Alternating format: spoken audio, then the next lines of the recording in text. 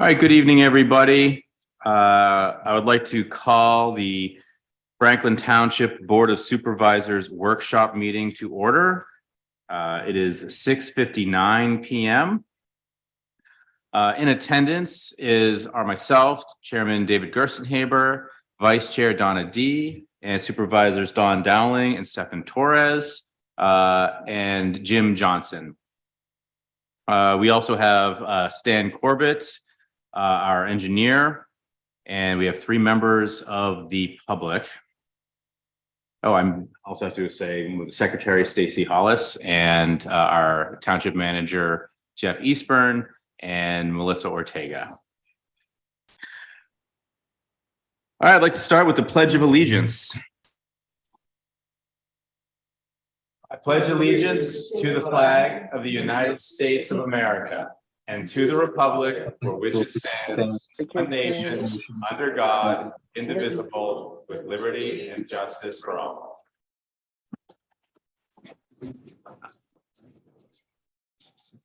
Okay. So I'd like to open up now to public comment. This public comment may include any comments relating to tonight's agenda items. Commenters must state your name and whether you are a resident of the township or a non-resident taxpayer of the township. If you do not identify yourself, your comments will not be included in the official minutes. And also, before I open that up to public comment, I do want to say we have 2 topics that we might want to open up for public comment after we discuss the topic as a board. The first one is D on the agenda, which is our Lexington Point discussion. After that discussion, we'll open it up to some of the members here of the public to discuss Lexington Point. And then similarly, after F, Franklin Township Deer Management Program, we'll open it up to any residents to have voice their concerns. So again, I will open up for public comment. Do we have any comments from the public? Okay, not hearing any. We'll move on to Stan Corbett, who is here from ACOM to provide a little bit of background on the Lexington Point situation, where we are with the current sewage and septic timeline, talk a little bit about escrow releases, and then we're going to talk a little bit about the financial obligations that will incur on the residents who live in that development. Thanks. I believe the board has a timeline, kind of a summary history of Lexington Point, which you know, in the interest of a meeting that doesn't last to the wee hours of the morning, I won't go through in detail. But certainly, if there's anything that the board has reviewed and has questions about in there, I'd be happy to answer it. But you know, as far as timeline, I think I'll abbreviate it extremely and just characterize that the development was initiated, I believe, in 1999, when the developer filed legal action for a curative zoning amendment to allow for construction of that development out there. That was all before my firm was involved, so I'm just relying upon historical records for that knowledge. I believe the reason for it at the time was that the development density, the small lots, was something that was not otherwise allowed for in Franklin zoning. The small lots in turn lead to the need for a community sewage system because they're too small for individual on-lot sewage systems. So the township proceeded with plan approval and the first planning module approval and review and approval of take 1 of a wastewater treatment plant out there, which by the time we got involved, and I believe it was in 2005, you know, there were some identified changes needed. The developer had gone ahead and started some construction activities at the site, which in turn had caused some conflicts with the prior design. There were some design changes that were made, some revisions that were made. The DEP permit was amended at that time, and the developer then requested for an approval for a temporary pump and haul, which was implemented at the very end of 2008, which temporary gets to be a little bit questionable given that timeline, but the purpose of that is the initial design of the treatment facility was such that it required a minimum number of homes to be online to function effectively. It required a minimum amount of incoming influent to let the system function the way it needed to be. So the rationale being they were going to get a number of homes up and going on the pump and haul, and then when the treatment plant was done, they would switch them over and it would be functioning adequately. That did not proceed. The developer ceased selling homes as of about 2010. The housing market, as some of you may recall, was not doing well at the time, and the cost for the treatment system was perceived to be pretty high relative to the amount of lots they would sell. So the developer, and shortly after that, suggested a change in the design to the wastewater treatment system with an eye towards saving some costs, particularly towards ongoing O&M, which will relate to the rates discussion we'll be getting into in a little bit. That proceeded in fits and spurts for many, many years, but ultimately led to a revised design approved by the township, revised planning module approved by the township, and a new permit approved by DEP for the wastewater treatment system that's now under construction out there. Construction was started last September. It's been ongoing since then. There's been some delays. A lot of them have to do with supply chain issues. Some of the materials, particularly some of the proprietary materials for the treatment plant, have just taken a lot longer to get than anybody anticipated. But they are making steady progress out there. They've got a lot done, but they're not done yet. At this point, the contractor was anticipating substantial completion within the next month or so. I don't know what the specific schedule for that is right now. I know there were some delays with getting power to the site through PECO, and there's still some materials they're waiting on. So the certainty of that is pretty much up in the air. But there are additional requirements that need to be met apart from just having a facility constructed before it can be placed in service. Among those additional requirements are things that are spelled out in an agreement between the developer and the township. It's called the Agreement to Construct Wastewater Treatment and Disposal Facilities, or some variation of that. But it's a very detailed agreement and very specific. It lists a lot of items that the developer has to address, apart from just having it physically built and acceptable prior to placing it in service. It involves, review by us for substantial completion, completing a punch list, obviously having DEP out and inspect and approve. They need to establish yet another financial account with the township. This would be an operating reserve account. The developer will be responsible for costs to operate the wastewater system after it's placed in service, but before the township accepts it for dedication. But as a proviso of them doing that, they need to provide financial security for the township so that the township could step in and take over those costs in the event the developer defaulted. All spelled out in detail in the agreement, but some of the other requirements are in the DEP permit. And at this point, it looks like those DEP permit requirements may be the most critical path towards getting wastewater treatment plants started up. Specifically, requirements related to the monitoring wells out there. And for those of you who may not be familiar with it, monitoring wells are wells similar in construction to what you have in your homes for water supply. But they're a means of monitoring the water supply so that you can check water quality, both upgrade being the direction of water flow towards the treat or towards the disposal area, downgrading being the water flow away from the disposal area. There's a lot of detailed requirements about sampling those wells, having lab analyses done just to verify that the groundwater is not negatively impacted. DEP had also required that there be one additional monitoring well drilled prior to it being placed in service, which the developer has not yet done. Once all the monitoring wells are in place, DEP also requires that background water monitoring be conducted for a period of 6 months before the facility is placed in service. Since the developer has not yet completed the last well, they can't begin the background water monitoring. So I would say we are at least 6 months out from having the facility ready for startup. I think construction-wise, they would otherwise be ready much sooner, but it's those DEP requirements that they're behind that's going to hold them up. Once they're all ready for startup, once they've satisfied those DEP requirements, once we go out there with the startup with DEP, at that point, they've got requirements for decommissioning the pump and haul facility as well. That's defined in a separate agreement with the township, the pump and haul agreement. The system could then be placed in service, the pump and haul decommissioned, and they could start receiving flows from the homes that are out there. One other thing I'd like to note to the board, because this is something that is going to come to you before it startup, is the requirement that there be a DEP licensed operator out there for the system. And that's a requirement for any DEP permitted wastewater system. The agreement specifies, as I said, that the developer is obligated for all costs for operating the system, and that would include paying a licensed operator out there.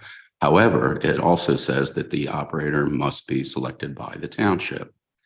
So the developer is going to need, and I've advised the contractor and others on the developer's team that they're going to need to prepare a qualifications package with some background and information for the board so you can make an informed decision when that time comes. Though, as I said, that time is probably about 6 months out at least. That qualifications package, that is something that the developer would come up with, or is that the DEP comes up with that? That would be on the developer. Okay. DEP's requirement is to be a firm that has individuals with the appropriate licensing through DEP. As long as they hold those licenses, they would satisfy DEP requirements. Stan, I dealt with this a few years back for a while, but I never asked this question, and maybe I should have known. In 1999, when this was first proposed and approved, did the board have a ability to say no because of what do you call it, zoning? And they said, or I can only speculate because I don't have all the records and wasn't involved, but given the process that they went through, they pursued a curative amendment, which a lawyer could describe to you much more accurately than I, but that basically involves taking legal action against the township, demanding that they have the right to build this despite the fact that it's not consistent with your zoning, and you have to do a curative amendment. You have to cure that deficiency in the zoning to allow it to happen. So given that scenario that we usually go along with that, I doubt the township had the option at that point to say no. Yeah. And secondly, I guess that, if the system might be up and running in 6 months or so, and we're going to decommission the pump and haul, will there be enough homes to be able to test if the system will work? In other words, will there be enough in whatever the word is? Influent, but inflow, whatever, enough flowing into the plant. Yes. Yeah, there should be based upon their build out schedule right now. And that was one of the reasons they redesigned is the initial design really required those 15 homes to get it up and running and function adequately. The revised design allows for a lot more flexibility for that. So when we had talked about this, I think we talked about this a number of times, but as we were commissioning this sewer treatment plant, there's a big difference between, say, a plant that is running at half capacity and a plant that's running at full capacity. And there's a couple of things that I'm concerned about. Is one, how long do they have to show that the plant runs successfully at half capacity? And then two, because the nature of how this works at full capacity is going to change, it's just very different. Is there an option for us to say we're not going to walk away from this, or we're not going to enter into this agreement until we see this thing at full capacity dealing with the full load? Because there's going to be a huge difference, right? So very good questions. And the agreement contemplates all that in detail. It was, I believe Lamb Mackerlane had written the guts of this portion of the agreement back then. I have to say, I think they did an outstanding job. The agreement lists a lot of criteria that have to be met before the township would consider accepting dedication. And among them are that at least 75% of the homes are built and operational, and that the system has also been in operation and functioning without any defects for at least 1 year after the end of pump and haul. So there will be a good track record and a fair amount of users online before. There's a lot of other legal requirements that need to be met to go along with that, but those are the real key operational ones. And there will be a good track record before the township would be asked to consider dedication. One thing with that, you said a year after decommissioning pump and haul, but there's also a very good chance that a year after decommissioning pump and haul, we will not get to the 75% level. Are there checks and balances to cover our? It's not or. So it's If one of those thresholds they meet sooner, then it still doesn't matter. They're still waiting for the other. Yeah. And I think just so we're clear, and so in 6 months that pressure testing starts, right? The half full plant starts, right? That's when in about 6 months. The full system startup will be Yeah, running. full system will start up, but it'll be at half capacity, presumably, if they're if they are. Yeah, a little bit less than that. Yeah. And at that time, we're going to have a qualified DEP licensed operator. Mhm. At this point, they're still paying for all of this. The township, the residents, they're still not paying for this. Correct. Until they're full. Okay. Correct. The developer is obligated to pay for all of this up until the township accepts dedication, and for the 18-month maintenance period after the township accepts dedication. As the board may be familiar with, it's a standard process in the MPC, the Municipalities Planning Code, that when the township accepts dedication of roads, for example, there's an 18-month maintenance period that the developer is obligated to cover any costs that happen. The agreement is written so that all those costs are directly on the developer in this case. The agreement's also written, and this gets into some nuances I don't recall very clearly off the top of my head, but the agreement is also written to provide for ongoing developer funding during an operating deficit period. And that might be when there's just not enough homes built and occupied to make it financially viable. You can't charge those few folks what would be necessary for the full 38 homes. So they also have an ongoing obligation to fund any deficits during that period. There's a lot of detail in the agreement on that. So there's a lot of backstops to protect the township financially as this is coming up and running. Hey, Stan, I just heard you say 38 homes is the total that were approved, right? Yes. In 6 months, I know I thought there was a house or maybe two being built right now. But in 6 months, what's the expectation of how many homes will be ready? Maximum of 15. I don't know what the expectation is, but I can say a maximum of 15 because that is the limit that can be allowed under the pump and haul approval by DEP. Yeah. Okay. Gotcha. Is that the minimum for the system to work? No, the minimum is less than that, but that is the maximum that that they're allowed to get building permits for until they have the system up and running and can decommission the pump and haul.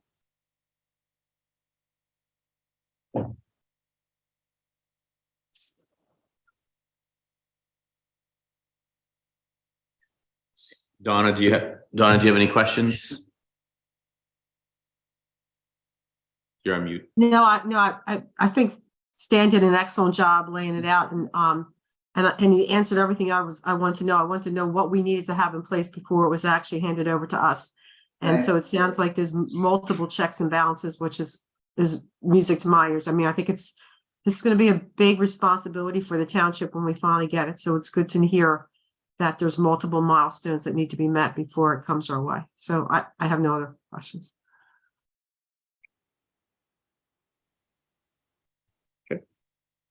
All right. Are there any other questions related to the timeline and status of activities out there? Okay.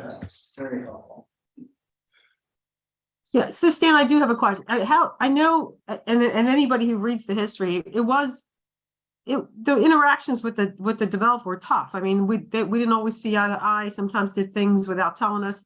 Is that relationship better? It sounds like. Oh, I don't know. You're on this ground floors. Or is he more responsive? Are you guys? Is he listening to you? Do you feel like that interaction's better? Well, we're at a stage right now where most of our interaction is with the contractor, since they're under construction and the developer has authorized them to do the work. So I couldn't say that just given the phase of the project right now, there's a lot of opportunity to observe that, but there have been some delays on the developers end. For example, I mentioned earlier on that there's going to be some delays to the monitoring well work out there. We've been reminding the developers since last August that needed to be done, and it's still not done. So they will, of course, have a delay in discontinuing pump and haul and building more homes as a result of it. But I will say the contractor, thankfully, that they've chosen, the contractors are generally doing very good work and they've been very responsive. Yeah. That's good. That's good to hear. And the pump and haul, is that going smoothly? I know it's going on longer than we had hoped. But It is, yeah. Okay. Yeah, no hiccups. They're keeping up with everything. That's really good. Okay, thank you. Sure. Okay, so I guess the next point to discuss is the escrow releases. So for the last few months, we've been releasing certain amounts of money from the escrow. And we kind of wanted to just talk a little bit about what that means. What are we giving up and why are we doing it? So maybe you can talk a little bit about what these escrow releases are and what Lexington Point has done to sort of honor their agreement and thus give us the opportunity to kind of release some of these funds. Sure. Can I add to that question? Sure. That is, I made a little bit of a issue, not a big one, but a little bit of an issue at our last board meeting last month. And related to that, and the escrow was written down somewhere between, maybe it was between you and our legal team here, but it was like 75% of the job is done, so we should release, the itemized list of things. 75% of this was done, so we should release 75% of the escrow. And my concern was, because of our history that was highlighted earlier, that wouldn't it make sense, rather than do it pro bono or pro rata, that we should make sure that we don't lose leverage, and that if, rather than being 75% done, let's do it 100% done, and then we'll give you 100% because of that history. That was the question I had last couple weeks ago. Sure, understood. Well, I guess let me back up a little bit and talk about the overall process and the context, and then I'll get to that specific question, Stefan. The background for the escrow releases are the developer's requirement to establish an escrow for the improvements. Again, similar to when a new developer comes in, they're proposing a new road. They have to establish an escrow with the township, and as they're proceeding with their paving, your township civil engineer will be out there inspecting it and saying, yes, they got this much done. That's what they've asked for, and you can approve that release. And it just continues in steps until they're all done. Same process with the wastewater treatment plant, and it's controlled by the same regulations by the Pennsylvania MPC. In the case of the improvements at the site out there, we've been doing what we would normally do with inspections at any site. We're out there inspecting all of the work, but very specifically, when we get an escrow release request, we're going out there and double checking the status of each and every one of those items that they requested a release from.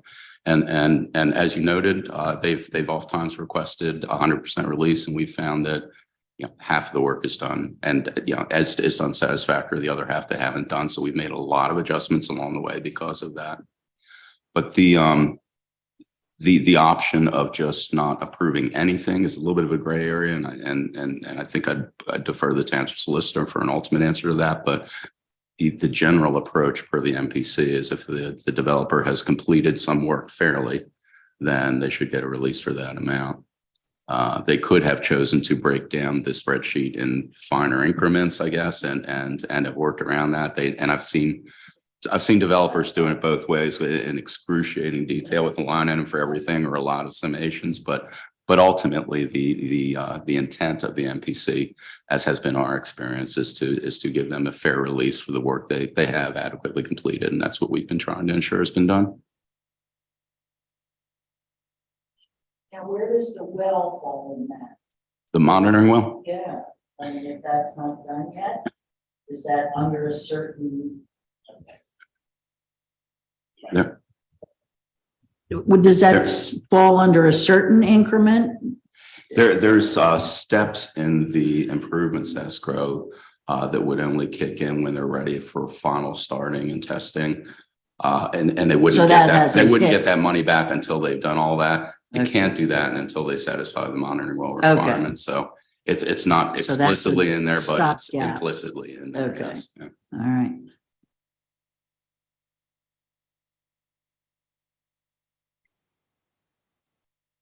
All right, thank you. Do we have any other questions on the escrow release? All right.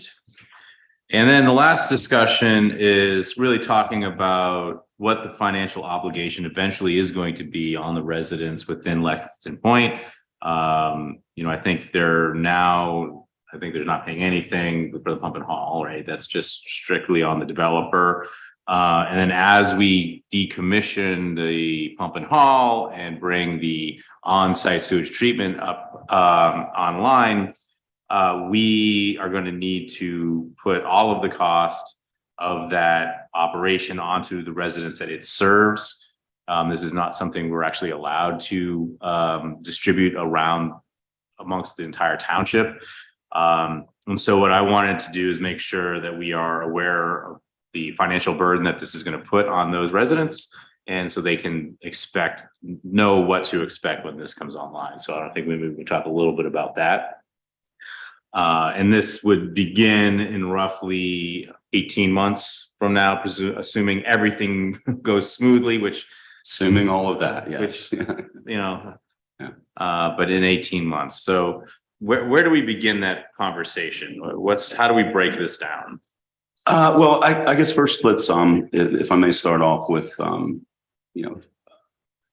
the actual process of collecting the fees and responsibilities for that. And as you noted, the township would not be stepping into that until maybe 18 months down the road, and if things go well. Hey, Stan, is it 18 months from now, or is it 6 months plus 18 months? 18 months from now, 6 months plus 12 months. Okay. As the agreement, as we discussed, obligates the developer for paying all costs until the township accepts dedication. Since they have the obligation of paying all costs, they also have the option of collecting fees from the users during that interim. The agreement does require, however, that those fees be established by the township in coordination with the developer. And there is incorporated as an appendix in the agreement to construct the wastewater treatment plant, there is an estimate of operation and maintenance costs, basically the operating costs to run the system. That was done in October 2020, the version that is in the agreement. It's nearly 3 years down the road. And it was an estimate, of course. It's going to need to be updated. So when the developer reaches the point where they're getting to place the plant in service, it's going to be on their to-do list to come up with an updated version of that, presented to the township and discuss what the township agrees are fair and reasonable costs for the residents out there. The estimate that was included in the agreement had rates at about $410 per quarter. I don't know that may not go up a little bit, considering that it's been nearly 3 years down the road, but that work's not yet been done, so I couldn't really say for sure. So Stan, when does this start? Because the developer has to pay for all costs during the next 6 months and the 12 months before it gets handed over to us, right? Handed over to the township. Correct. Yeah.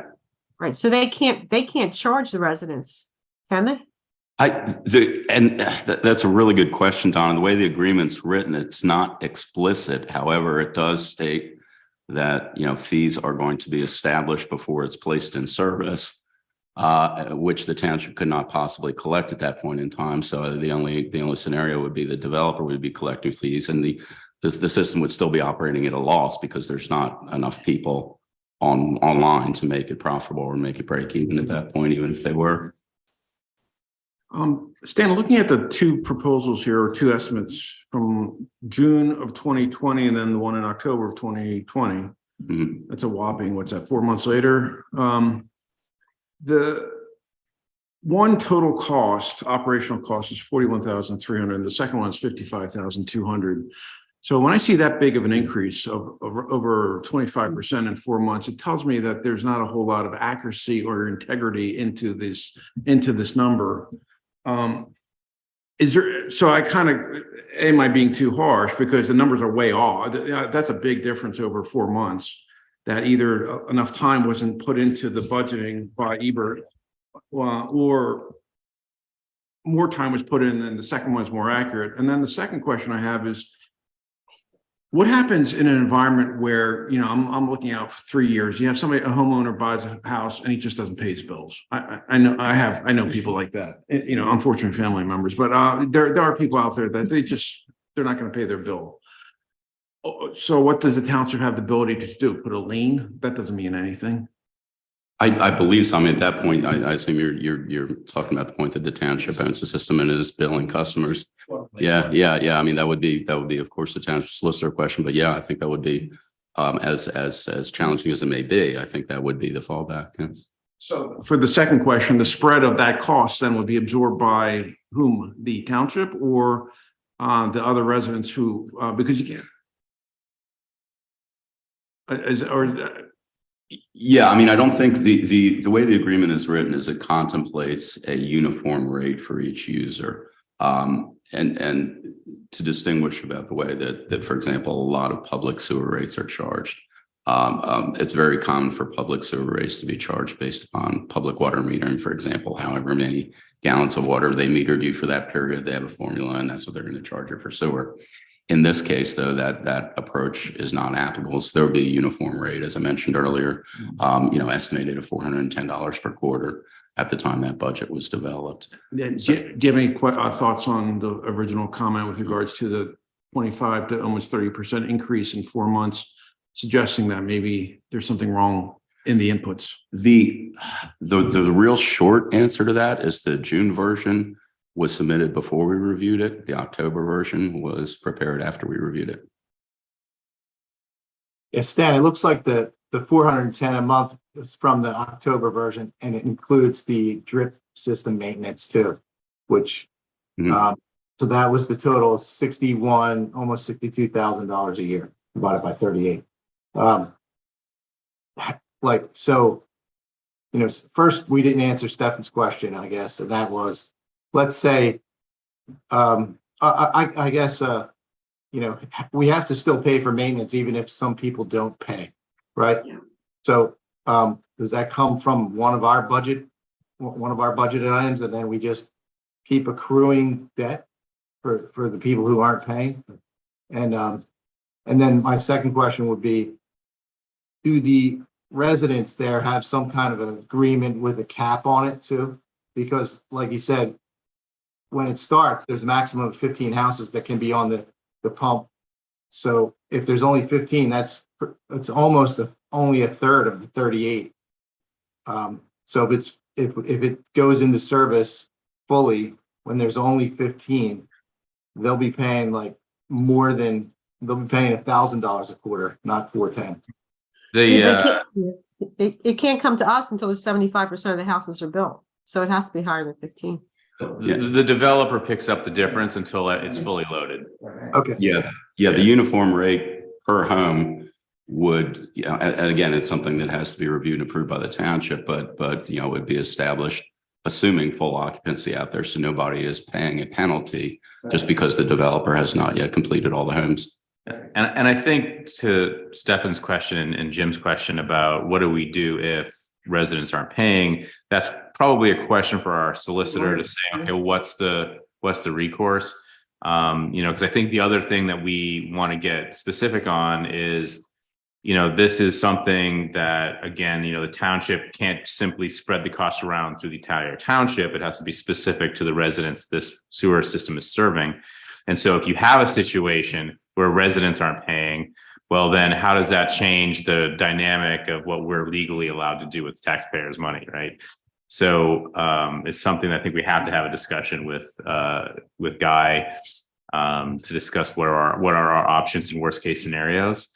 But we're not even there yet, right? We don't even have an operating sewer system, and we don't have, this thing isn't even built yet completely. We have time. So, yeah, we still have, exactly. Let's not worry too much about what ifs on that end until we actually get there, or get close to there. So, but I think there is an important message to the residents. That's $410 a quarter is $410 a quarter, and may even be more than that. So it is something that they have to keep in mind, even though it's not today. It's something that's going to come in the future, and it's an additional cost that they're not currently paying. So I guess again, this kind of goes back to Stefan's question. We're going to end up having, we're going to need a new estimate, in 6 months when this thing's ready, we'll need a new operational estimate. Do they establish that, or is this something that we engage in? They, similar to how the estimate was established for the agreement, Yeah. the developer's engineer would submit a version of it for review and approval, which we would review for on So, behalf and of the you would township. review it. And, you know, once we're satisfied with it, we would come to the board and then, Mhm. you know, suggest that you proceed with the discussion about looking at the rates. And based on these estimates, we're not looking at a full-time employee. No, It's not a full-time employee by any stretch. no, it's somebody that would stop by once, maybe twice a week and, Just make sure yeah. everything's still running. Okay. And how does that employee get monitored for quality and making sure they're doing their job right? Is that the township needs to have some level of interference, or is there, how do we ensure that that person is doing their job well? There's some built-in checks in the DEP requirements. DEP will require that every month that operator prepare and submit what's called a discharge monitoring report, a DMR. Okay. And that lists all of the sampling, all of the parameters that they were supposed to be testing during the month and all the activities that they did. You know, the township could certainly, you know, employ whatever additional oversight you felt appropriate, but I would suggest what's really key is bearing down on the qualifications of the firm that's proposed. There are some good operators out there, and you know, of course, that's what we'd like to see Franklin get. And with a good operator, I think your concerns with that would be minimal. Does AECom do this? No. Okay. But you'd have recommendations for. Yes. What I anticipate doing is similar to what we did. As you recall, the agreement also required board review and approval for the contractors out there. I think it'd be a very similar process. The developer would provide qualifications information about the firm and individuals they're proposing for operators. We would review, comment, provide all that to the board so you can make an informed decision. Thank you. Sure. All right, so do we have any other questions? Anyone online has any more questions for Stan? All right, well, thank you. First, we're going to open up to public comment, but I want to thank you for coming in. Oh, This my has been pleasure. you know, this story started back in 1999.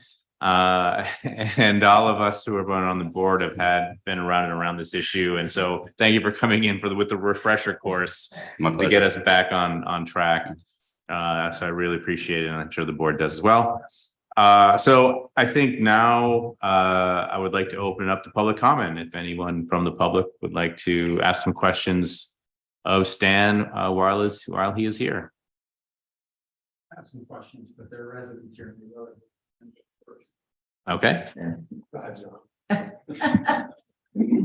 All right. So we have the public mic right there. Yeah.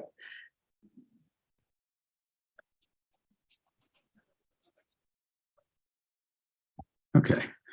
My name is John Arbach. I'm a Franklin Township resident, but I was a supervisor for 10 years. So I have some prior knowledge to this. In reality, I would just say as a prerequisite here, I'm operating as an advocate for the township and the residents, really. And I'm not an official of the township, so whatever I say isn't an official act or something that's going to be cast in stone. It's just my overview of the situation. And I think we kind of covered some of these things. I've jotted a few things down. I said the operating and maintenance costs related to the wastewater treatment plant will be the sole responsibility of the residents of Lexington Point, the 38 households. The associated costs can't be applied outside of to other residents in a township, primarily because everybody in Franklin has an on-lot system.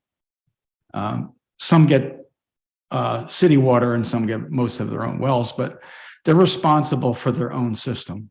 So the fact that they've got to operate and maintain their own system, so do the residents of Lexington Point in turn have to operate this centralized system. Just a few points here, and we already talked about this October 22nd letter where the costs were estimated to be $1,630 a year per resident. Just looking at inflation, that's 13% from, if you just imply inflation, so you're up to 1840 something. So there is some growth there. And I think it's important that the estimate that we see here is just an estimate and not absolutely binding to Franklin Township, because the developer will be responsible for the capital costs of this thing and building it, getting it operating, commissioning it, and then demonstrating its performance to the effluent specification. At that point, Franklin Township would take ownership, legal ownership of and they would have to develop their own costs based on real costs, not just an estimate, because my vision for the township is that they would engage some firm who would manage the wastewater treatment plant. They would have an operator or operators on staff. And also they would provide the administrative costs. That's an item that's not included in there, because there's administrative costs related to billing and collecting monies. So you would hopefully, that would be my vision, is that the township would have a firm that would manage that administrative costs. It could be the same firm that manages the whole thing. So I'd say that that's an important fact. I guess the other issue is related to capacity. As I recall, the current system has 2 processing units, each 50% capacity. They're the 2 Arenco units, yes. Yeah. So you got, so you could demonstrate performance based on one unit at full capacity, which would be 19 houses. You could kind of extrapolate that to the rest of it, but it'll give you some indication of whether the system would perform as appropriate. So I think it's important that I'm sure we understand the specification, and DEP will hold your feet to the fire on that specification, because the effluent coming out of this plant will be suitable for stream discharge or infiltration in the ground. So it's high quality water, low nitrates. It's got a whole set of specifications on that water. So that's an important point. There's one other point. I just sort of lost it here.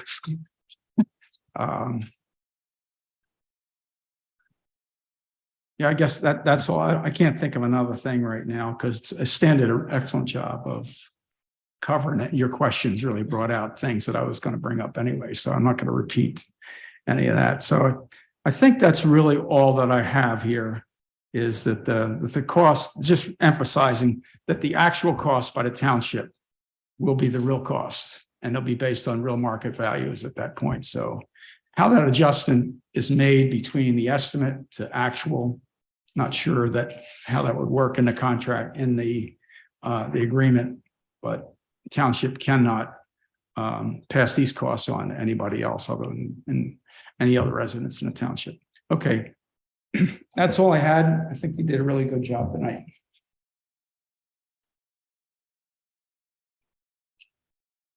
Any other comments? I think Stan covered a lot of the concerns that I had come here.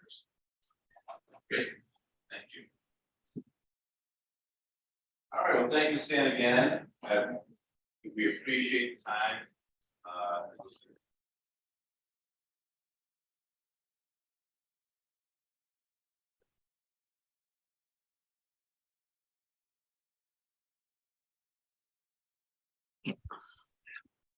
Yeah, good, Jim. No, I was just gonna say, we weren't hearing anything, so Yeah. no one's. Thanks, Jim. I was going to say something. So good. Yeah, but just a quick update. We have a committee working on our September 16th Franklin event. We almost have a name for it. Almost. We have about 50% of the people have voted for a name. So we'll get that shortly. Jim, Dave, and Dawn. I voted. You should have my name. Did I? I sent you something. Yeah, I got it. Okay. You weren't scorned in public here. Oh, okay. I wasn't. That was the scorning. Okay. Hey, Dawn's been busy. Don't beat up on her. She's been No. busy. But we met last week. We got quite a bit done. First of all, a lot of what's the word? Accommodations go out to, especially the team here, Jeff and Stacy, and have really kind of picked up the ball recently. And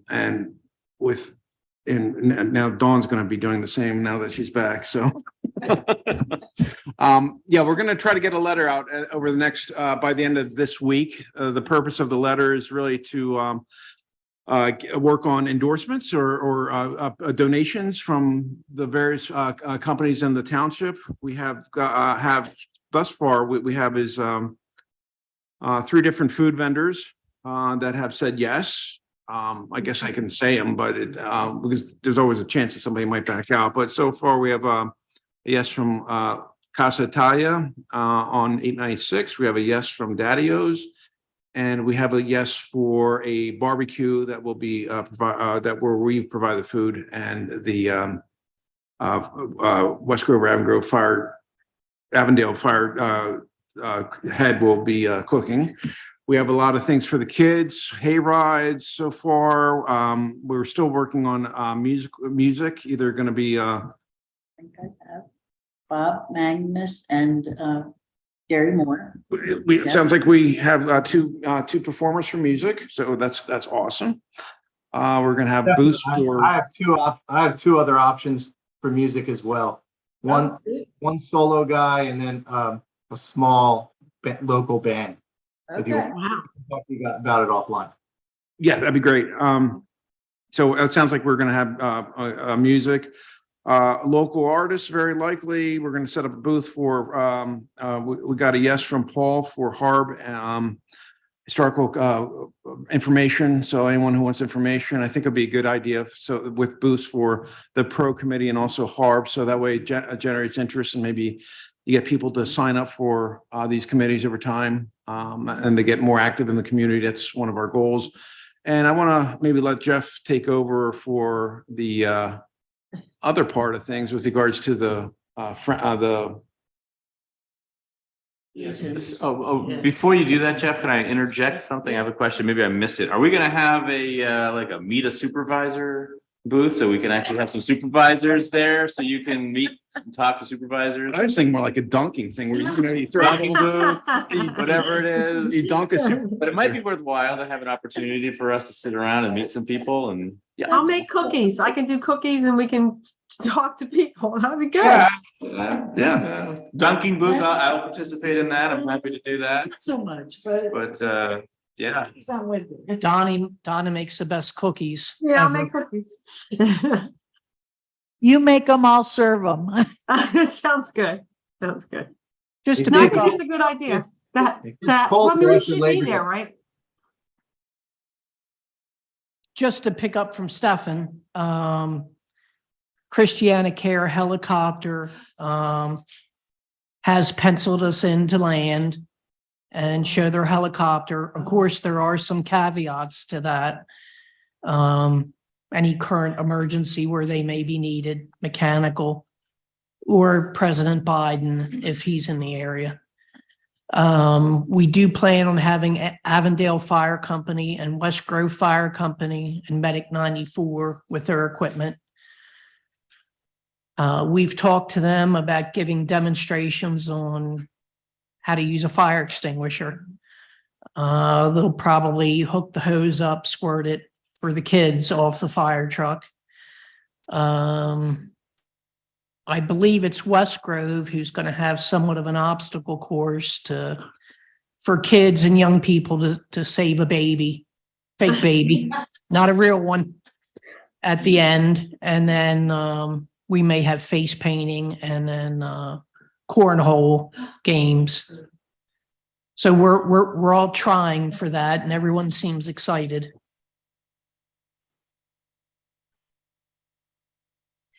Stacy set it up, so we're gonna meet with the Penn Township lady to talk about how their day went and some of the trials and tribulations and some ideas and stuff from them. So we'll all meet with them on Thursday, which will be great here at the office. All right, excellent. This is really coming together. I'm excited. And first thing I do when I get home tonight is I'm going to vote for the name. So I got to catch up on my emails. I have an email problem right now, so I have a ticket in with our team, with our IT support, so maybe I'll go over Stefan's house and let me use the email. My email problem is it's just too many emails. I'm terrible at keeping up with them. So it's my email problem is me. All right. So I think the next topic is the Franklin Township Deer Management Program. And there's a couple of things that I wanted to talk about and the board to think about the deer management program. As you know, and I don't remember the year, maybe Jim does, or John, when the FSA was established as the organization that would help us with our deer management in Franklin Township. But it's been maybe 10 years or 2009. 2009. Yeah. Okay, 2009. So 2009. And so, and one of the things that I say, and I always kind of give Jim a hard time every time I sign the re-up, is how can we get more deer culled? We have at least from my perception, more and more deer everywhere in Franklin Township. And what can we do to kind of help reduce the deer population? So one, the acute hazard is deers running into cars. And then secondly, there's health hazards with ticks, something that I'm very concerned about. I spend a lot of time in the woods, so I'm really aware of ticks and the diseases that they spawn. So I really look at it as a public health and public safety issue in Franklin Township with the increasing deer population. So I had sat down with Jim and said, okay, well, what can we do? What are some ideas on what we can do to help this? One, to maintain safety for our residents, and also two, kind of help the deer program cull additional deer each year. And so what I'm going to do, the first thing was looking at Franklin Preserve, or excuse me, I'm going to start with Banffshire Preserve. And let me go ahead and share my, if I can actually bring this up. I'll share my desktop because it'll be easier to talk about that this way.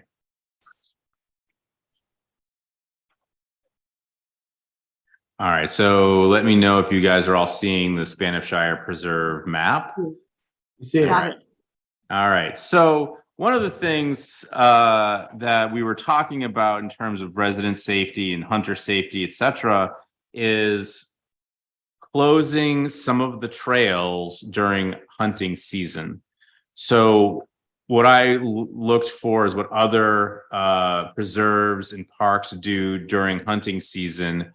And our neighbor to the south, White Clay Creek, they close their park during hunting season for hunters. We don't want to do that. We want to maybe rationalize some of the trails that remain open. And Banffshire, and this is a pretty minor change for just the terms of the hunting season. There's a number of loops in Banffshire outlined here, and what the proposal was cutting or closing this portion of the green loop and this portion of the orange loop. I hope everyone can see my cursor. Mhm. For a portion of the hunting season, Jim, I think what we were talking about was like Thanksgiving to New Year's or something to that effect.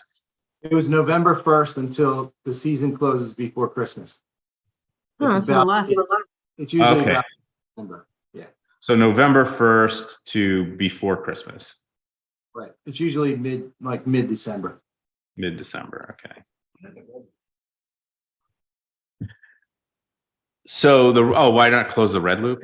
Because this is a very long trail that people like to use year round. And so here's how the concept would work is, so right now the hunters are in here, right? Okay. Or somewhere in here, and people are wandering right through with their dogs. I think it's dogs and animals that they're walking through. Some of them are off leash.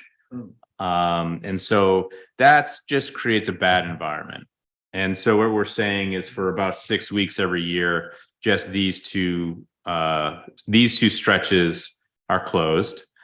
That gives a nice open space for that time for the deer program.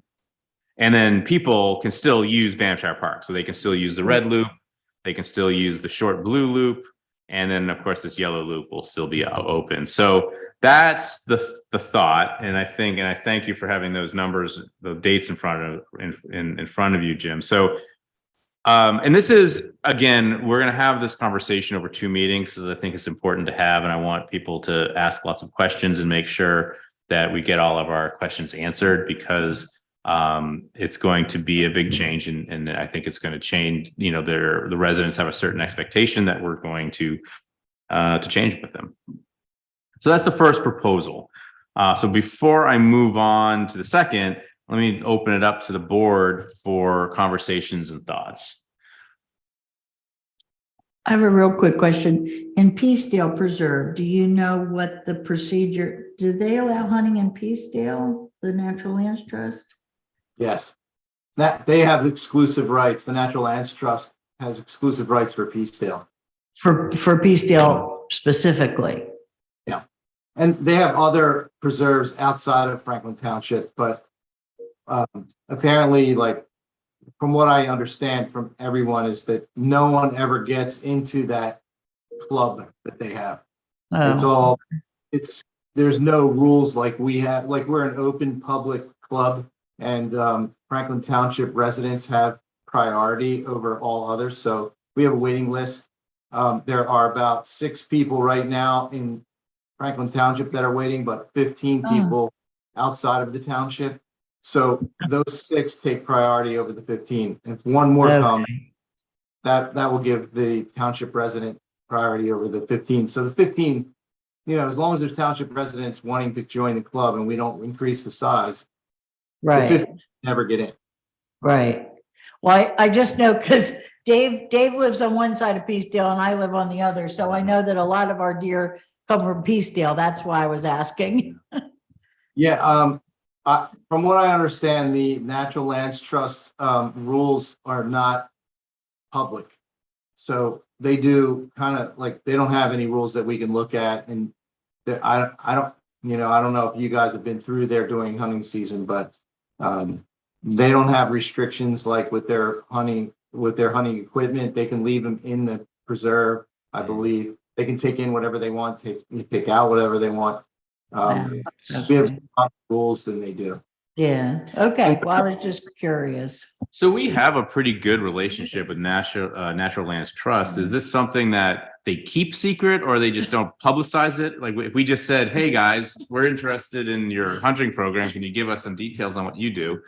Is that something they'll just say, oh yeah, here's the program? Yeah. You can I'm try. not free. Yeah. I mean, might as well try. They might have something that we haven't considered. I'm not afraid to ask. Yeah, I mean, so we have a good, as far as, and I'm going to have some questions for Jim actually on the next topic about safety, but we have a good safety program around our hunting in Franklin Township, right? So we have a website. We know when hunters are in the area. They alert residents when they're hunting in the area at the front of the park and where they are. So I think that in that terms, this is a pretty well established, and your safety record speaks for itself, right? We haven't had any incidents there. So, okay. So I guess getting back, Donna, do you have something you would like to? No, I'm good. I think it's an interesting proposal that we should consider. Okay. Stefan, do you have any comments? No, I just want to make sure I understand the purpose. By closing green and orange, the idea will be that, and without having people and dogs going through those pathways, the idea would be that there may be more chances of deer congregating in the middle to provide hunters better targets than they've had in the past. Is that the basic thing? Yes. Yeah, Stefan, if you go into Banffshire, where that orange trail is, and even on the other side of that little creek where the green one is, there's a lot of bedding areas that the deer bed in, and if people are, and dogs are running through there, they're chasing the deer out of there, and they're not even there. That's why the deer count has been so low in Banshire the last couple of years when these trails have been open. Okay. So the hope is that the deer will stay in there and they won't be disturbed by dogs and people. Thanks, Jim. Okay. All right, so and I'm going to keep these two items separate when we talk about them at our board meeting, so we can vote individually. So again, before we move on, any other comments or questions about this proposal?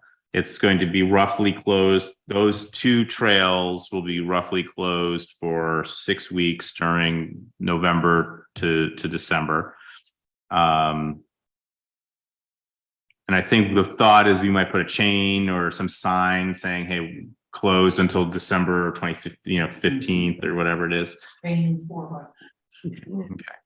Yeah, and just a comment, David. I mean, this is not a permanent thing, so we can do it and see how it goes and have an assessment. If it really truly doesn't make a difference, then we can reconsider it. But if it does make a difference, we're going to know within a couple of years whether it has or not. So it's, Yeah, that's a good point, Donna. This isn't like we're paving it over. We're just giving people, we're going to try something.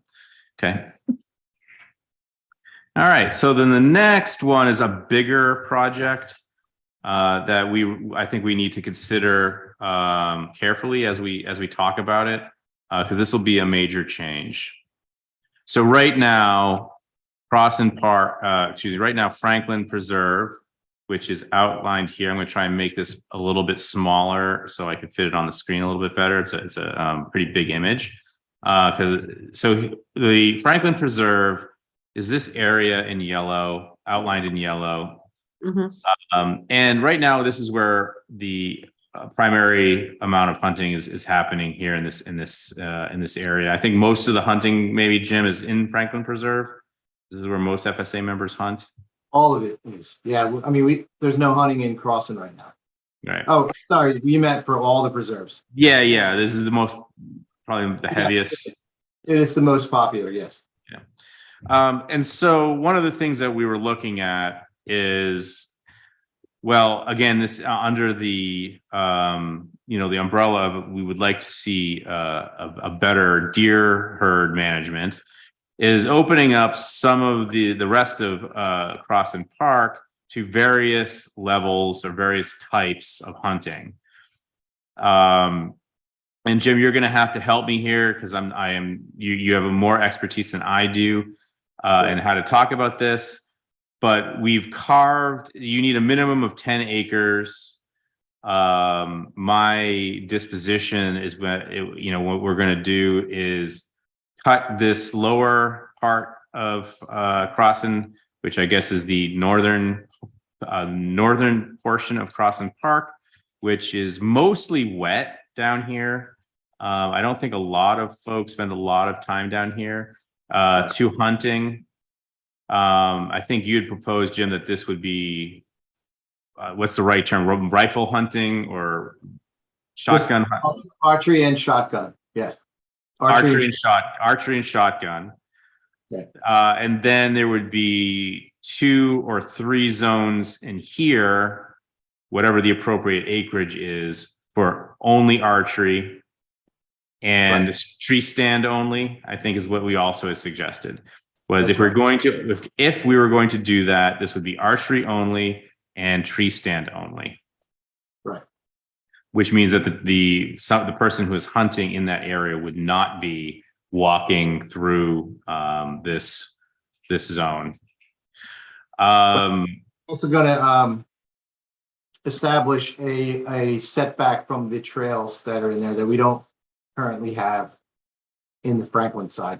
So we're anywhere. So we would have a minimum of like a 20-foot setback that nobody would be up in a tree right on a trail. Right. So you need to be set back 20 feet from a trail. Right. Yeah. And so that's the proposal, and I think that the way this was carved out was, and I think there was 3 zones here on the eastern side of Crossan Park for archery, and then this would be 1 zone for rifle and archery. No, that would be 2. This would be 2 zones. Okay, so you could have 2. Yeah. 1 and oh yeah, you're right. We're gonna cut this down the middle. Right. 2 zones for rifle and archery. Dave, what's? No rifle. Yeah. What's that? No rifle. Shotgun. I'm sorry, shotgun. Thank you. Again, not a hunter, so I need to be corrected. It is shotgun and archery. Thank you.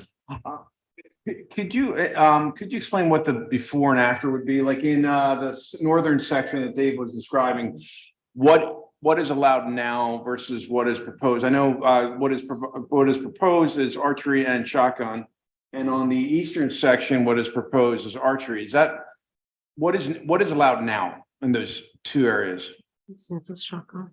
Nothing. Nothing.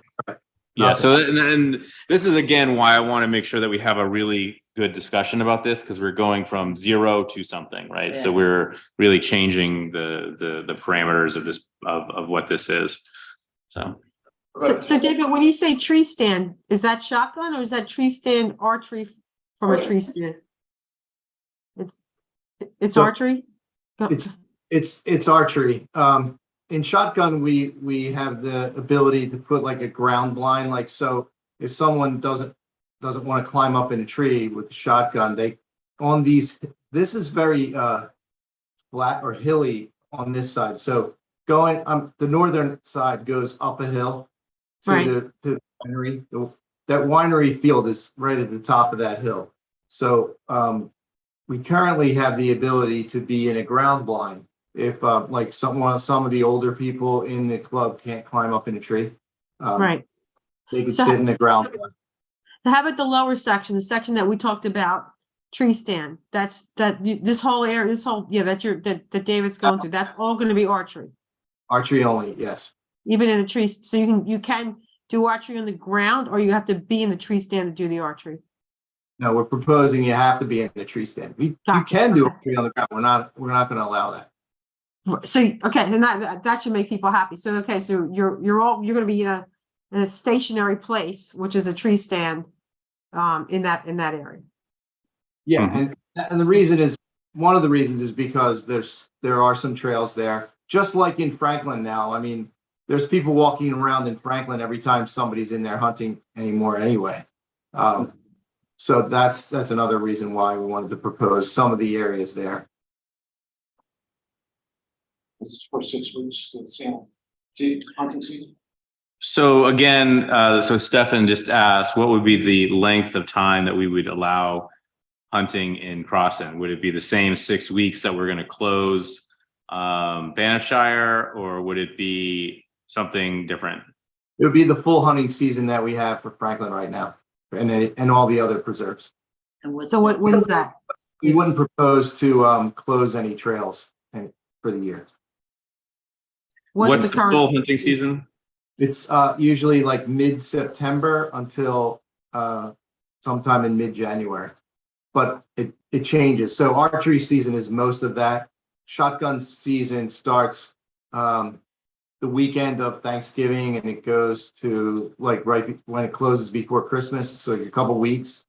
And then it opens up again after Christmas to like the second or third week of January. Jim, I have a question. Stacy Hollis, Franklin Township resident and employee. My dad, I grew up with a dad that hunted, and he would get up at 3 o'clock in the morning and do his hunting regimen with the camouflage and everything. Are there times, specific times where it's early morning, or if it's, dusk, or is it all day long? It's all day, but deer usually move in the early morning and the late afternoon. So usually most of the hunters in this area, they hunt a couple hours in the morning and then they'll come back out in the afternoon. I rarely see anybody stay out there all day.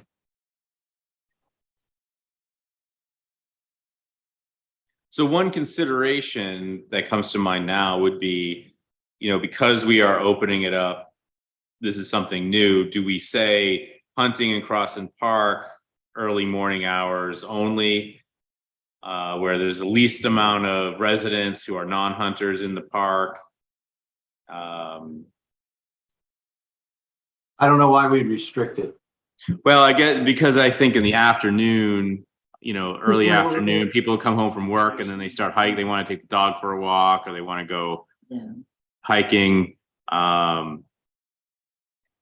That's why I would think we would want to restrict it, is that at that point in the evening, you're going to be fighting with lots of hikers and dog walkers anyway. Whereas in early morning, you're not going to have those people to contend with. Right, and Crossan Park, we're doing a much extensive time period. I mean, the other one was just November to December, was kind of like 4 weeks. But here you go, mid-September to mid-January. The fall's a little. They have the same time frame, Donna. We're just closing 2 trails for 6 weeks. That's all. Oh, that's a good point. That's a good point. Okay, it's just when the trails are going to be closed. I got you. Yeah. Okay. Right. And so, David, I mean, one reason why I wouldn't want to try to make it morning only is because what if someone wounds a deer? You're supposed to wait a period of time, sometimes an hour, for deer, especially with archery, to for the deer to die, just a peaceful death, so you don't scare them, they don't get all stressed out, and you're chasing them all over the place. So if you're trying to wait that time, I don't know. I wouldn't suggest a time restriction. What I would suggest is that maybe if there's kids present or something like that, you don't drag a bloody deer out of the woods like in front of people. I would think that we would be able to go pick it up like at the bottom of the parking lot somewhere or something like that. Like we would abide by like not being flagrant when we take a deer out of there. Sometimes How do you do it in Franklin Preserve? we just take the deer out of there and put him in the back of the truck in the parking lot. That's it. So you go through Crossan Park. No, we can go right down that road all the way down to the bottom parking lot in Franklin and do it there. And sometimes if somebody shoots This parking lot right here? yeah, well, either parking lot. I mean, it could be either or. Sometimes That one or this one? Yeah, but these are Crossan Park. Yeah. You're in Crossan Park when you're doing that. Yeah, you're right. Yeah, Yeah, I mean, I'm just saying, like, so you're still you're still getting, yeah. So here, there isn't really a discreet way to get the deer out. You'd have to drag it over to this guy. Yeah. Yeah. I don't have this is my initial gut feeling. I don't have a problem. I think it's a lot to give, and I have a feeling 40% of the residents would not be in favor of this. My thought, again, gut reaction would be Banshire, yes.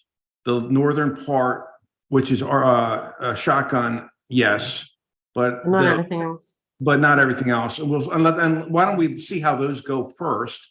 And then, because 20 feet is not that big of a distance between a path. And it was Dave, we said the idea of bringing a dead bloody deer, like who's been sitting there for a little kid, that could be a little. Yeah, I mean, that's a good point. I hadn't really, considered that the deer removal. And at least if you're here, because we know there's a lot of people who use these trails back in here. I mean, people use these trails too. But at least if you're, to your point, I like it. You have the northern portion. There's an easy spot here where you can kind of discreetly take the deer out. You're not kind of going across the sports fields where, well, that parking lot at the bottom of Crossan on that right there. Yeah. That's pretty discreet down there.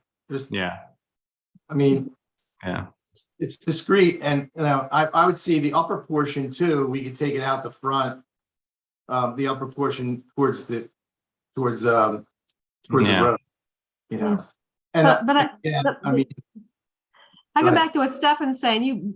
It seems like the Banshire, once again, I'm with him on Banshire. Crossan's it's a big ask for the not the part at the top, but the other section. Yeah. That one, yeah. It's a big It's a ask. lot of, if you ever walk it, there's a lot of woods back there and there's a lot of areas that you can hunt very, like if you go up to that front, towards the front part, hardly anybody walks up there where your cursor is right now. That front corner. Here. Yeah. So What is there a about- way, yeah, go ahead. I mean, So we were you have only gonna, we And were then only gonna down make, here. we were only gonna make one, I mean, hardly anybody walks back where that back corner is either because it's very swampy down there. Yeah.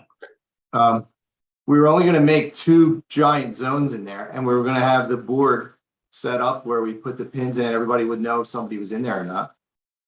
I mean, and like we said, it's a camouflage person up in a tree. So maybe it's because maybe I didn't follow it, but it looked like it was this whole area. Maybe if you could just make another zone out of it, like right now it looks like it's the whole where the baseball field is and everything else. But if you're just in the corners, yeah, maybe you're clear. So yeah, so Don, the way you would think about it is think about the edge would be this The tree. edge. Yeah. Yeah. So this tree line and back in here. Yeah, so that may. But so I mean, like you said, we're going to talk about this again. I think this is where you may get the pushback. There's right behind where Dawn is sitting, there's a map up there where lines are just preliminarily drawn. If you want to pull the map out. Yeah. It's right up on top of the filing cabinet there, but So, but I think the point is that this seems to be, the northern portion seems to be easy because not a lot of people are in here. Yeah. And it would be nice and wide open. Yeah. There's always people and dogs and et cetera, walking in and out of here. And I think part of my reluctance is the timing. So people really use the parks in September and October, and then in November, after that, you go to November, December, and January, people really aren't in here that much, right? It starts to get a little bit too cold. There's no houses Um, along the outside perimeter. what's the, okay, if you have a question, All out here. There's no houses. there are houses along here. Right, so this is a development right in here. Okay. There's a development here. So this is Tower Hill Road, Mhm. Beacon Hill Road. So there's houses in here. Dawn, how are you feeling about this? I mean, you're like the mother of the park, so. Well, I do have feelings about Crossing Park, and I do worry that is the preserves. I'm almost fine with the preserves, but the park, I'm with you. I'm just a little bit cautious about the park and the people in the park. I mean, I don't know how much land is over there to the right-hand side. yeah, I mean, like I said, if you're shooting an arrow, you're not shooting Right. far. And it looks small on this map. I but know, There's right. quite a bit of woods back there. And Right. that's why we were asked, and the original reason why this even came up is that the preserves are turning into just an extension of Crossing Park. There's trails Right. all over. There's people walking all over. It's really Right. no difference between the two. Yeah, So that was the attempt. And where that back corner where they're gonna erase all the bike trails right there. It's yeah, a huge area back there and it's very swampy and Yeah. that's where the deer like to run. Believe it or Right. not, the deer run back there because they like to walk in that swampy area. yeah, So I wouldn't want to uninclude that back corner okay. as an archery only, but I So mean, maybe that might be a decent way to think about it is, the north portion is shotgun and archery. And then this southern portion where there really isn't going to be many trails would be archery only. And then we leave this portion kind of alone for now. Mhm. Yeah, I think I you don't- gotta take this slow. I think if you hit the residents with this all at once, I think it's too much. Well, and I And- think and- when you use, I'm with Donna, if you use the word park, versus preserve. Yeah. The park seems public to me, you know what I mean? So yeah, I agree with that. Okay. If this was November, not September, I would be fine with this. What's that, Stefan? Sorry, Jim. It's this, the original thought was, I thought this was going to be November to January, but if this, I mean, September is a nice time and, you know, heck, we're going to have a nice event on September 16th and there's going to be people with shotguns and and dead deer going around. Like I said, shotgun season doesn't start until like Thanksgiving. Still think it's fun. Yeah. Um, Yeah, I think we need to refine this part. a little Yeah, I bit mean, more. I think that we're, you know, it seems like at least in principle, there's still going to be some questions that we need to ask, but in principle, the northern portion, we're okay with. Right? More or less. And then really the question is what do we do with the main, this main piece that's kind of surrounding the park? Again, I know Stefan brought up, like, there's going to be a significant amount of the residents who are not happy about that. And, one of the things that I hear about hunting in Franklin Township, whether it's our preserves or in Banffshire or Franklin, is that people are reluctant to go into these places because they're afraid of the hunters. Now, right or wrong, like that's what their fear is, right? They're afraid of guns, or they're afraid of or archery, whatever it is, and so they avoid it, right? And so they congregate over here. So are we now taking away something from them because they feel safer over here because there is no hunting? I don't know. I'm just trying to be an advocate for those folks who do try to avoid those hunting areas because they're concerned about the hunting activity. have you heard, have you heard comments like that people are concerned to go in there? Oh, yeah, I have. Yeah, for sure. This is like, and it's not because I don't think they're saying that the FSA is unsafe. I don't think they're saying that. It's just a general fear of hunting, right? So, and it's not so it's not meant to be an indictment on the FSA. It's that people are afraid of walking on trails during hunting season when they know there's hunters in the area. And I think I got an email to that effect last week about another issue, and one of the comments was, we're already afraid to go hiking in Franklin Township because of the hunters. So I think that's one thing that I think we need to be aware of, is that I don't think is it rational? Is it right? I'm not here to judge that. It's really more about, we have to keep that in mind. So Dave, so before, up until today, you were all for this, and then something changed. Is that why you got a couple of emails from people? No, I don't think I think I was in favor, and then as we started talking tonight with the rest of the board, I've just kind of been thinking of it in a different perspective. So I'm not necessarily, and I'm not against it. I'm just trying to consider both sides, right? And so I think when, so I'm just listening to the board is what I'm doing. Right. So I guess when we started talking about this, my first comment was, we have to define in this township what is a preserve and what is a park. Because if you scroll back up to Banffshire, right? We had a bunch of hunting zones. You don't see the hunting zones cut up in there, but there's a bunch of zones in Banffshire cut up in there. And all the trails came after the hunters were there. So if there's a fear of walking in there, it's because they came after the hunters. And I guess, and that is a preserve. That's not a park, right? So what's the difference between a preserve and a park? And we have to determine that as a board. The park has a baseball field in it. The park has a healing garden. The park has a tot lot. I mean, it's just a different feel. And believe me, I was for this too, but I was fine with Banffshire, and I was fine with the idea of closing some of the trails. But then I'm thinking, this is Crossan Park. This is where we have our library and our baseball fields and our healing garden, and it just seems too much. It just seems too much, too fast. Not all those things that you mentioned are all in a portion where nobody would be hunting in any of those areas. Right? right? Well, that's what It's- I'm saying. That's what I'm saying. This needs more development. This needs more development in terms of defining exactly what these sections are and where they're at. It's so for me, it's the Crossing Park and our concept of what a public park is versus a preserve, which I'm fine with the preserves. And it's now we're talking about not November to December, we're talking September to January.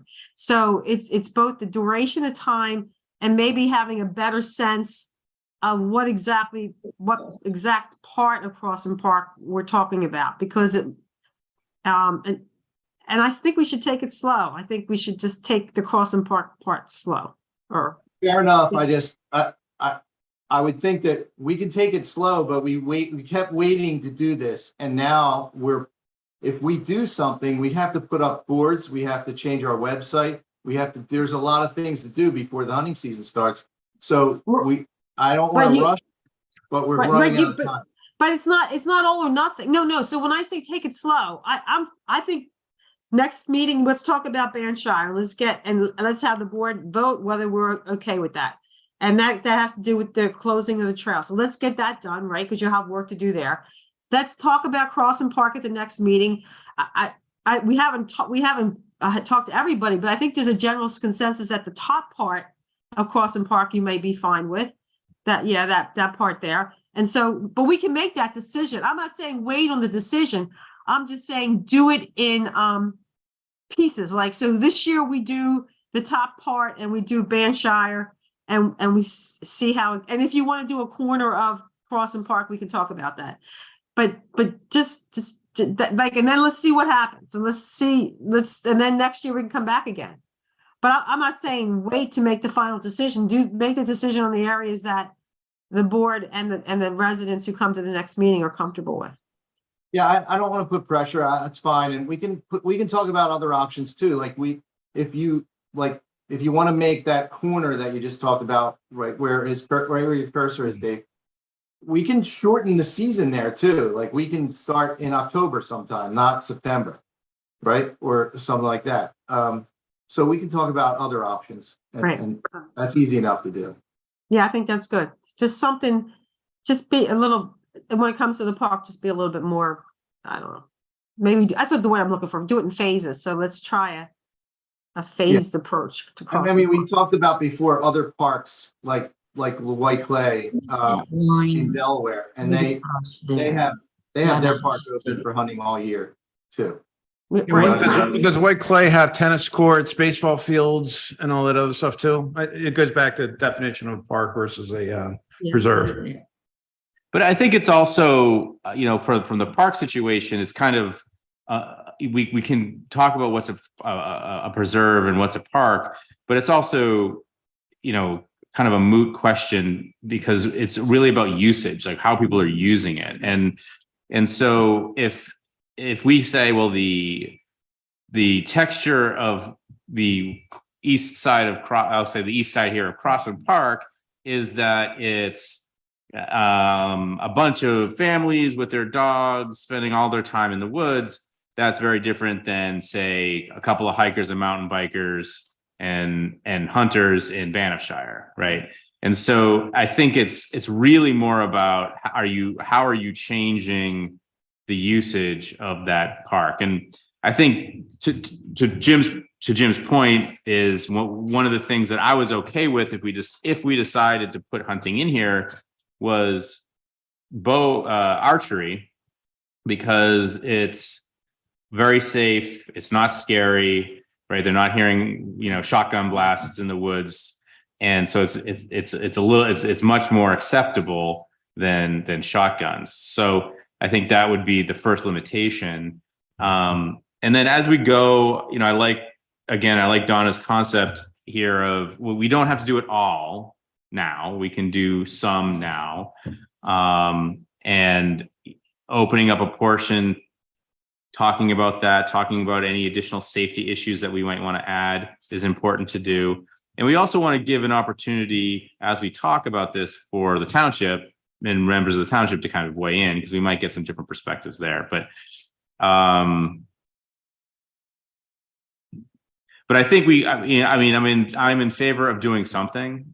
It's just a matter of how do we roll it out. Mhm. you know. Yep, I got it. And Stefan, to answer your question, White Clay doesn't have the tennis courts and stuff, but in the woods, they have as many trails as we have here. White Clay, they close, right? I think they close their park during hunting season. They Or close some portions of their of it. trails. They do close Yeah. some of their trails, but not all of them. Yeah. So there's a portion, some of the trails are closed and not for the total. Yeah. Right. Okay. But so I'm willing to, to talk about it with anyone and, again, come up with a reasonable proposal and, but my only request would be, if we wait till if we could do as much as we can this meeting coming up, that would be better for us to get ready season. We have to do, but remember, even in the northern portion there, we'd have to mark out all the trees for the boundaries, mark out safety zones. Again, change our website. Yeah, I mean, yeah, you'd have to do that, but it's also, like from the township's perspective, is we have to do what's right for the township, not what's expedient for the FSA. Yeah, absolutely. Yeah. And But we're all in agreement that we want to talk about at the next meeting, and hopefully the next meeting we can define certain changes that we can vote on, so that there'll be some progress, right? There'll be progress. So you're not waiting another month before we can give you a decision. fair enough. Yeah. Yeah. Okay. This is really good, a good conversation to All right. start. By the way, since we're talking about it, there's about 10 people from the FSA that are going to go to the Crossing Park tot lot and paint all the apparatus this weekend. That's awesome. Oh, that's so nice. Thank you. Mhm. That's so great. That's great. Awesome. You should have seen all the kids playing there on Friday. You would have loved it. Now the parks, I mean, the park, we're victims of our own success. We've done such a great job making the park the That's place good. to go. Yeah, it's Mhm. just and that's what we want, right? We're all. Yeah, It's just absolutely. it's just wonderful what's been going on. Okay, we'll figure All this out, Jim. We'll figure it out. Yeah, absolutely. I mean, it's a process. It's going to be a process. All right. So anything else? We may need an offsite meeting there. Take the walk around the trails. So we can see it. Yeah, that'd be a great idea. I'll be there Saturday morning. You want to go? Okay. Okay. So, any other questions on this topic, or any other comments, I should say? Any? All right. So with that, I will move to public comment. This can include comments on anything attendees may want to share. Commenters must state their name and whether they are a township resident or a taxpayer of the township. Do we have any public comment? Anybody? Oh, John. Okay.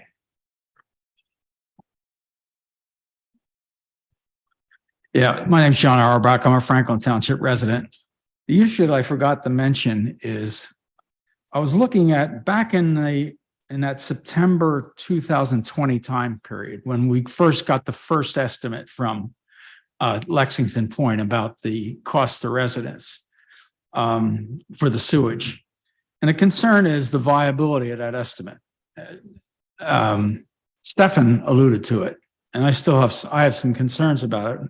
And one of the reference points that I'm using is I talked to Aline Parrish. She's the board chair in London Britton Township, and they have a similar system down in the development's called Windsor. It's right off of Chambers Rock Road. When you go down Chambers Rock Road, there's 16 houses in there on a system that will be nearly identical to what Lexington Point's putting in, but it's only 16 houses. Their annual costs are $3,048. Yes, per resident. Now, Whoa. one reason for that is that they're splitting the costs on fewer houses than Lexington Point, and maybe the fixed costs of operating a small plant. These are both small plants, are fairly similar. So that may account for some of it, but it's just, It's significantly higher than what I expected. It's just a point of reference. I'm not saying, not throwing a flag up or a And red I flag. think that's why we need to insist and make sure that our third party goes through that and ACOM, be that third party being ACOM goes through that proposal. Because I think that probably had a lot to do with the change. You know, they went through a proposal and then ACOM reviewed it and all of a sudden the number got higher. But one way to do it is you could do some pre-interviews on some firms that provide the service and share with Yeah, them so not a bad. the, the cost picture that you have and whether they think it's realistic. Yeah. Yep. Okay. There is a resident in a township who did this, who was a regular operator, a guy named Bynum. I asked him, he lives up on Jackson Lane. He might be a worthwhile reference to talk to. It's his business. He's retired now, but he used to do that. The other thing I saw that I thought was missing in the estimate is you have maintenance costs in there. And these are the kind of everyday maintenance stuff that comes up over the course of a year. But then there's what I call long-term maintenance, capital maintenance, where you need to replace major components of the part, say the control system, or maybe one of the process units, or a whole series of pumps or valves or something. That's kind of capital maintenance. And and I didn't see that in there. And typically the way they do that is you value each component. You put a value on the component and a life cycle time on it.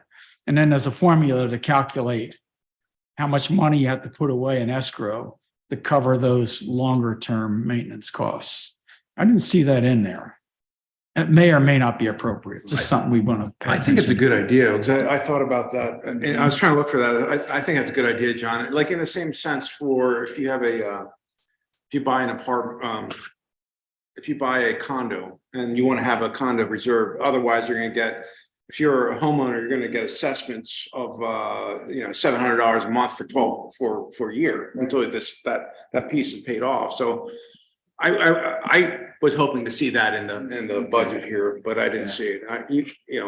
It's a reserve fund to cover big maintenance costs that occur years and years down the lane. So the only other comment on hunting I would say is that archery hunting is extremely safe. Why? Because they hunt from a tree. So they're hunting from an elevated position and they're always aiming down. So a long shot in the woods is probably, Jim can correct me if I'm wrong, maybe 15 or 20 yards. You don't shoot very far. So if you're shooting at something that's 15 or 20 yards in front of you and you're going down, the area of influence of the hunter around that point is fairly small. Just a point of interest. Okay, thank you. Thanks, John. All right, any other public comment? If not, I make a motion to adjourn tonight's meeting at 8:37 p.m. Can I have a second? Second. All right, thanks, Jim. All in favor, say aye. Aye. Aye. Any opposed, say nay. All right, motion carries 5-0. Good night, everybody. Thanks, Right. David. Thank you. Thanks, guys. Bye-bye. Thank you.